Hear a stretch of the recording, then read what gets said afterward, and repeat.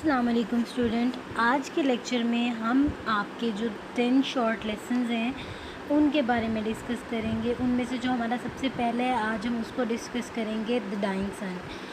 Dying सन का मतलब होता है डूबता हुआ सूरज या ख़त्म होता हुआ सूरज। इसमें हमारे जो राइटर हैं सर जेम्स जीन्स, उन्होंने लाइफ की एक इम्पॉर्टेंट एस्पेक्ट को हाईलाइट किया है कि कैसे लाइफ स्टार्ट हुई है इस दुनिया में और इससे पहले क्या था।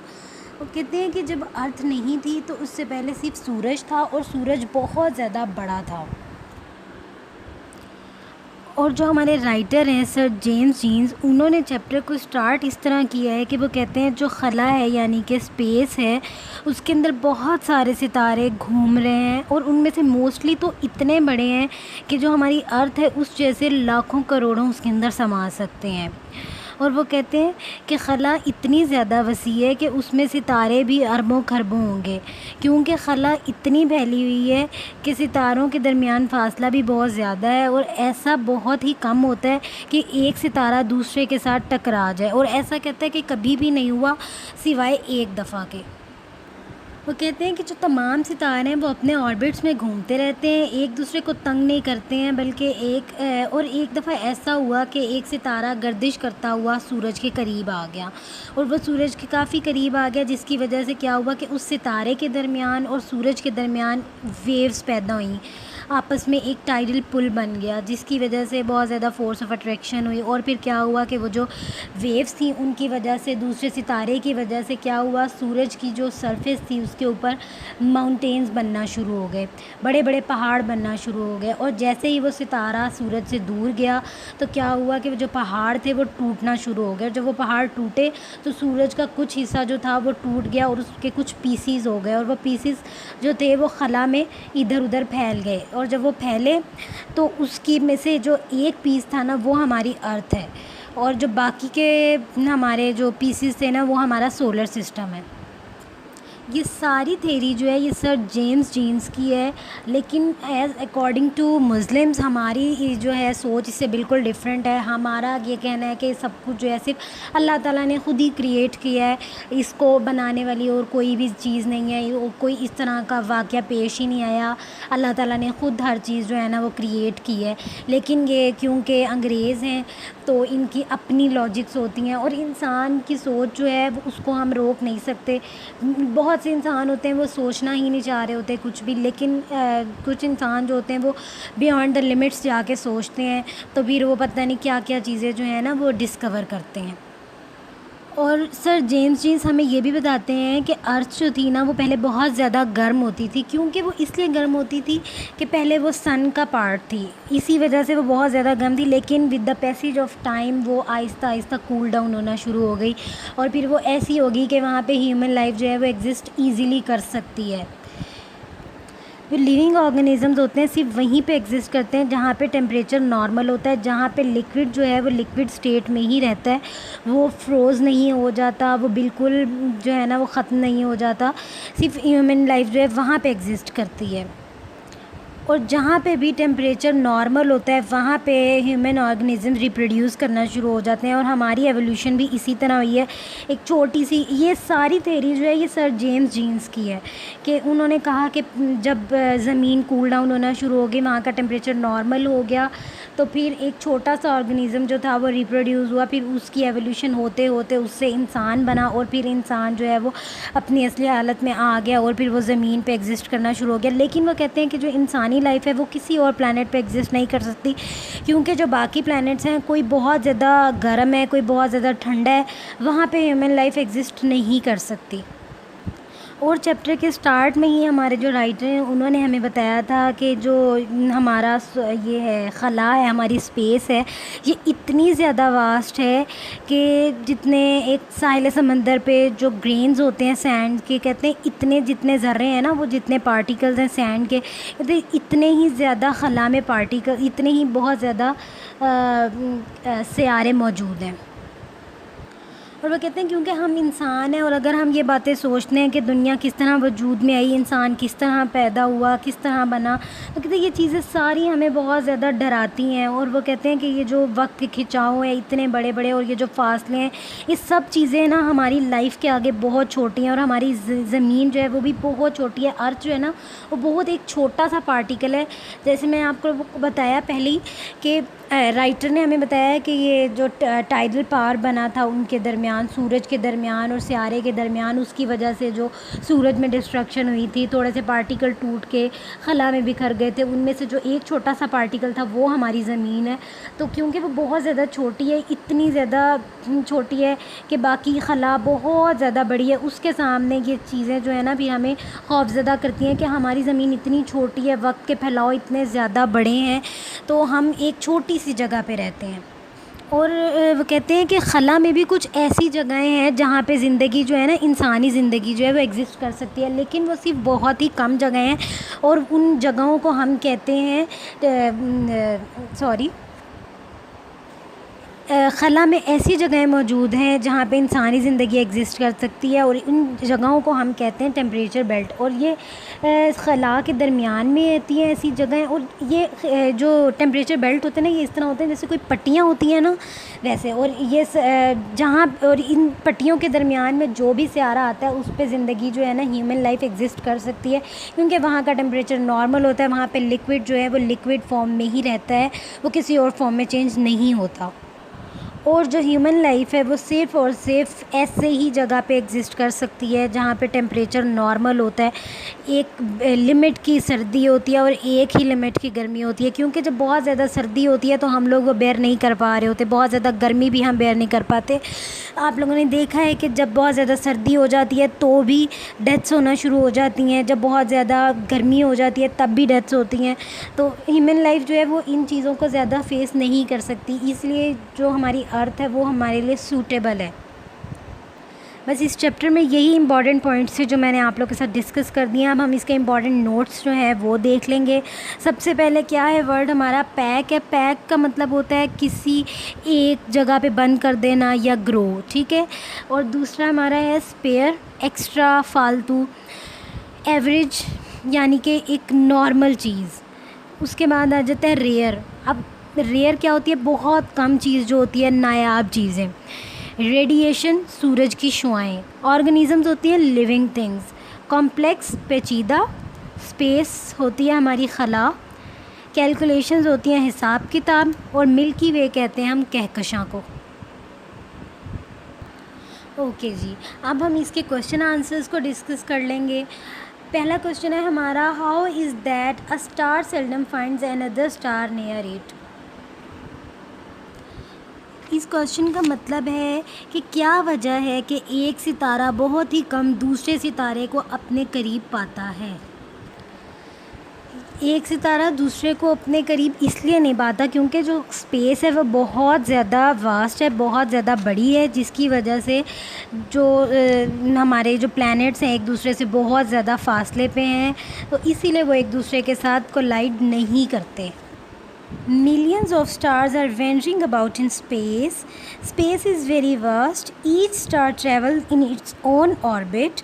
There is the distance of millions of miles among them. That is why a star seldom finds another star anywhere near it.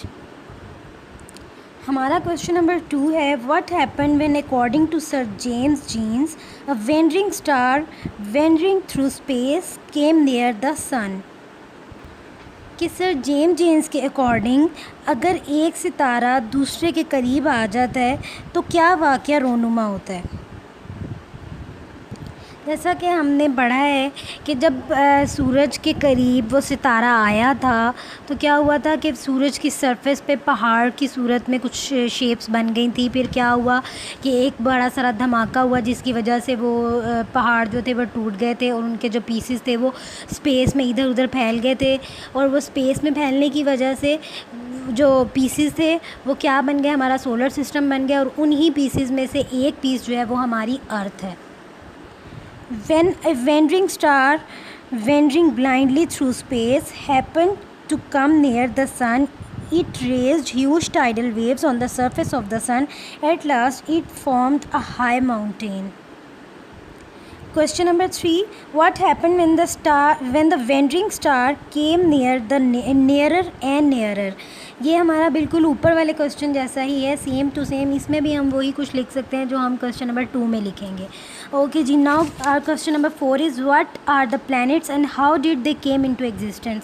Means के सितारे क्या होते हैं और ये कैसे पैदा होते हैं, ये कैसे बन जाते हैं. प्लैनेट जो होता है वो एक बड़ा ठोस जो है ना मटेरियल टाइप की चीज़ होती है. और अकॉर्डिंग टू सर जेम्स के वो कहते हैं कि जब गर्दिश करने वाले सितारे में जो वो मद्दू जज़र पैदा कर रहा था, टाइडल पुल जो है वो पैदा कर रहा था, वो जब बहुत ज़्यादा उसकी जो पावर थी वो बढ़ गई थी तो क्या हुआ कि उस पर माउंटेन्स बन गए, सूरज की सरफेस पे माउंटेन बन गए. और फिर वो माउंटेन्स जो थे वो फटे तो क्या हुआ कि वो पीसीज हो के सूरज के इर्द गिर्द चक्कर लगाना शुरू हो गए और वो फिर हमारा सोलर सिस्टम बन गया. और उन्हीं में से एक पीस जो है वो हमारी अर्थ है. A planet is a huge solid mass. According to the author, when the tidal pull of the wandering star became powerful, the mountain was torn into pieces. These pieces were thrown off into space and they began to move around the sun. They are the planets, great and small, of which our Earth is one. Question number 5. Why is there no life on the stars? सितारों पे ज़िंदगी क्यों नहीं है? क्योंकि कुछ सितारे बहुत ज़्यादा हॉट हैं, कुछ सितारे बहुत ज़्यादा जो है ना वो ठंडे हैं, बहुत ज़्यादा कूल हैं, जिसकी वजह से वहाँ पे लाइफ एग्जिस्ट नहीं करती. ह्यूमन लाइफ सिर्फ वहाँ पे एग्जिस्ट करती है जहाँ पे नॉर्मल टेम्परेचर होता है, जहाँ पे ह्यूमन लाइफ एग्जिस्ट कर सकती है, सांस ले सकती है, ना बहुत ज़्यादा सर्दी हो ना बहुत ज़्यादा गर्मी हो. Some stars we see in the sky are all extremely hot, too hot for life to exist on them. Some others are too cold for life to exist. Question number 6. Write a note on the beginning of life on the earth. कि beginning कैसे हुई थी, शुरुआत कैसे हुई थी life की ज़मीन पे. तो इसका जवाब है कि जब लाइफ शुरू हुई थी तो ज़मीन शुरू में बहुत ज़्यादा गर्म थी क्योंकि वो सूरज का एक पार्ट थी. फिर with the passage of time वो कूल डाउन होना शुरू हो गई और फिर वहाँ पे एक कोई ऑर्गेनिज़म जो था वो रिप्रोड्यूस हुआ, फिर उसकी एवोल्यूशन हुई और फिर उस एवोल्यूशन की बेस पे ही ह्यूमन जो है ना वो पैदा हुए और फिर वहाँ पे जो है हमारी बॉडी बड़ा होना शुरू हुई और हमने एग्जिस्ट करना शुरू कर दिया क्योंकि टेम्परेचर जो था वो बिल्कुल नॉर्मल हो चुका था. अर्थ का टेम्परेचर नॉर्मल होने की वजह से ह्यूमन बीइंग जो है वो एग्जिस्टेंस में आए और फिर जो ह्यूमन बीइंग्स थे उनमें जो थी ना एम्बिशंस पैदा हुई, उनमें फीलिंग्स पैदा हुई, चीज़ों को फील करना शुरू हो गए वो, और ये सब शुरू हो गया. In the beginning, the earth was very hot. Gradually, it became cooler and cooler till its temperature fell to the suitable degree for life. In the beginning, there were only simple organisms which only gave birth to a newer generation. They finally developed into man who has feelings and ambitions. Question number 7. Why is the universe of which our earth is a part so frightening? Give as many reasons as you can. हमने इसमें reasons बतानी है कि जो अर्थ जिसमें हम रहते हैं ये एक दुनिया का हिस्सा है और ये बहुत ज़्यादा फ्राइटनिंग क्यों है, बहुत ज़्यादा खौफज़दा कर देने वाली क्यों है अर्थ. क्योंकि अर्थ जो है वो बहुत छोटी है, पूरी दुनिया से बहुत छोटी है. जो हमारी पूरी दुनिया है, खला है, बहुत ज़्यादा बड़ी है और उसमें हमारी जो ज़मीन है वो सिर्फ उतनी है कि जितना एक रेत का ज़र्रा होती है. ये चीज़ हमें बहुत ज़्यादा खौफज़दा कर देती है. और कहते हैं कि जो टाइम के फैलाव हैं वो बहुत ज़्यादा हैं कि हम इमेजिन भी नहीं कर सकते. ये चीज़ भी हमें बहुत ज़्यादा खौफज़दा करती है. और कहते हैं कि जो हमारी अर्थ है ना वो बहुत ज़्यादा अकेली है. We are lonely on the earth, कि हम लोग ज़मीन पे बहुत ज़्यादा अकेले हैं. और वह कहते हैं कि जो ह्यूमन हिस्ट्री है ना वो बहुत ज़्यादा छोटी है as compare to the stretches of time. The universe is very vast. We cannot understand its vastness. The long stretches of time are so great that we cannot imagine them. The universe is very vast and our earth is very small. We are lonely on the earth. Human history looks very small as compared to the long stretches of time. Question number 8. What is your opinion should be the conditions necessary for the kind of life we know to exist on other heavenly bodies? Do such conditions generally exist? क्या आपकी राय में दूसरे अजराम फ़ल्की पे ऐसी ज़िंदगी के लिए जिससे हम वाकिफ़ हैं मख़सूस हालात का होना ज़रूरी है, और क्या ऐसे हालात मौजूद हैं? सबसे पहले तो तबई हालात का होना ज़रूरी होता है, और सबसे अहम शर्त यह है कि हमारा जो टेम्परेचर है वो नॉर्मल होना चाहिए। वो ना ही बहुत ज़्यादा ठंडा होना चाहिए और ना ही बहुत ज़्यादा गर्म होना चाहिए। दूसरे तमाम अजराम फ़ल्की इंतहाई गर्म हैं या फिर सर्द हैं, इसलिए वहाँ ज़िंदगी का होना नामुमकिन है। There should be certain physical conditions for it. The most important one is the temperature. It should be neither too hot nor too cold. Other heavenly bodies are extremely hot or cold. Life is impossible on them. Okay students, हमारा chapter number 1 complete हो गया है। और ये ज़रूरी नहीं होता कि जो क्वेश्चन आंसर्स हैं वो सिर्फ जो बुक में दिए गए हैं वही हो। क्वेश्चन आंसर्स पूरे चैप्टर में से कहीं से भी आ सकते हैं, इसलिए काइंडली आप लोग पूरे चैप्टर को रीड आउट करें ताकि आप लोग को पता लगे कि क्या क्या हमने पढ़ा है। आप लोग 1 से 2 दिन एक चैप्टर को दें, और जब आपको लगे कि आप बिल्कुल इस पे आपकी ग्रिप मजबूत हो गई है तो आप लोग नेक्स्ट चैप्टर की तरफ जाएँ। Thank you for watching this video. Allah Hafiz.